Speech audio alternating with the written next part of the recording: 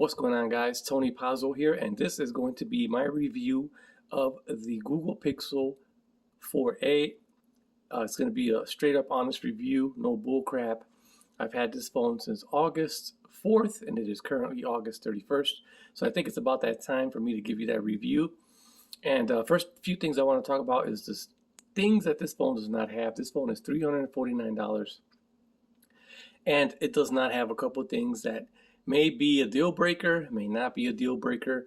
I'm going to go ahead and let you guys know about them, and then you guys decide if it's a big deal or not. So number one is it doesn't have wireless charging. So if you're into wireless charging and it's a convenience thing you use every day, it's not on board. No wireless charging.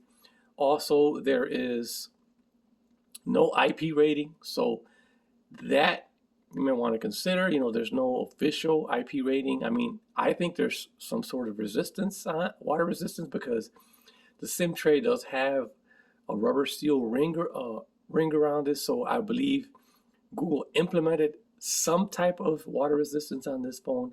They just didn't give it a rating. So like I said, I think it should be okay if you're in the rain or anything like that, but it doesn't have any official rating. It doesn't have any 5G. So there's no 5G on this phone.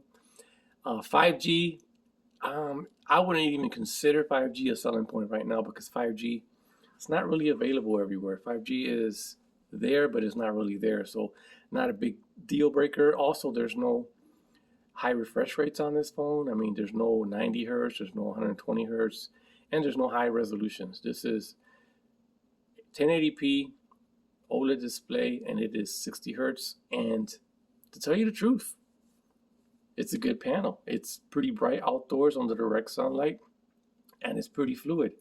I don't see the 90 hertz or the 120 hertz being a deal breaker on this phone. I think this phone runs great, and yeah, so those are a few things that it does not have. Also does not have any SD card support, so it comes with 128 gigs of storage.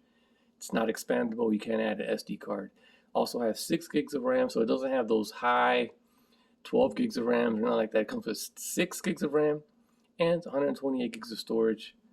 Also, Snapdragon 730G, which me using this phone since August 4th has been running pretty smooth. I haven't noticed any serious hiccups or nothing like that. I mean, if you want to call loading games times lag, then okay, but I think the only time I've noticed any type of delay or any type of hiccup is when loading games. I mean, it takes a second or two longer, but other than that, it plays the games pretty good.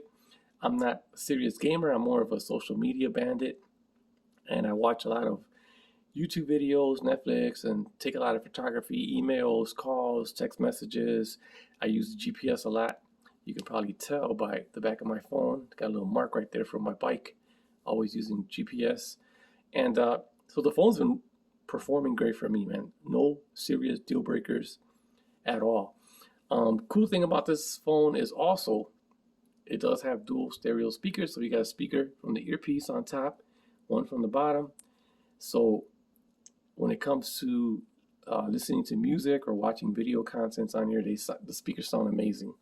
Also, you guys can see there, let me show you guys, headphone jack is there. And I can see the headphone jack being the thing, man. People are real busy these days, and having to charge Bluetooth devices or always forgetting to charge them, is sometimes an annoyance. And some people just rather just plug in and go. So headphone jack is here.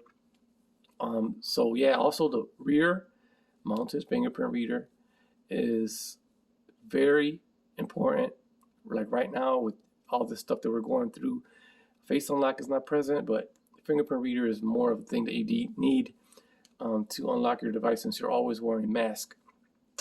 So those points right there. And also when it comes to battery life, I believe it's a 3180 milliamp or something like that. Correct me if I'm wrong. I've used the phone plenty of times and have been able to kill the battery in one day.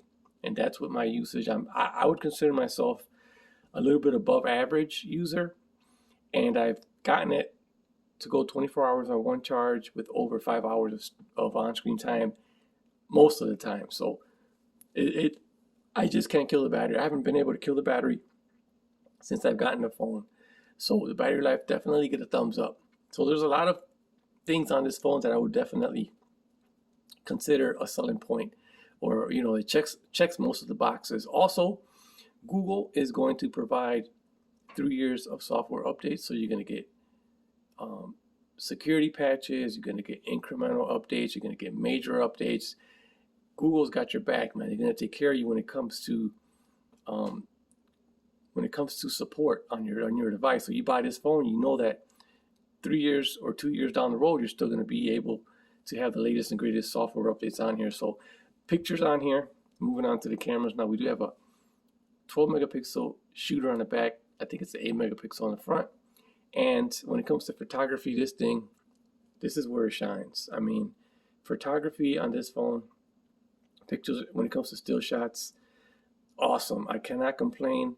Second to none when it comes to taking photos on here. Now, it also does 4K on the rear camera, the front-facing camera. It's only 1080p, I believe, but you can see here. Let me go into video, 4K, and you can see video, 4K. We're at 4K ultra high resolution, and I noticed that when I hit the recorder, there's no 5-minute timer next to it. So my guess is it's probably endless recording. You can record to your, until you run out of storage, I guess. But yeah, so all those things combined, great experience. Let me show you some more photos when it comes to the Google Pixel 4a. Its front-facing camera's real good. When it comes to the portrait photos, it does an excellent job. So overall, the phone, when it comes to photography, is a beast. So my recommendations for this phone at $349, this phone just checks a lot of the things that you would need on a phone. Beautiful display, great battery life, great cameras, great speakers, headphone jack, support. So you got Google support. Also, it's a plastic build. They're calling it polycarbonate. It has like a matte feel to it. Feels pretty good. Like I said, I've been using it without a case, and it's been holding up pretty good, besides my bike mount there. But if I didn't have a bike mount, I would imagine the whole back would be still in pretty good shape. But so far, awesome phone, man. I can easily recommend this phone. It's not going to be the flagship killer, because the flagship killer, a flagship phone basically has the latest and greatest specs on board. This doesn't offer that, but this does offer an amazing price and an amazing experience. So I could definitely easily recommend this phone. You can probably buy your whole family one of these phones and skip the high price $1,000 flagship phones.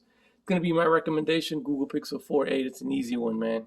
Software support, cameras, speakers, battery, display. It's a 1080p display, by the way. And those amazing cameras.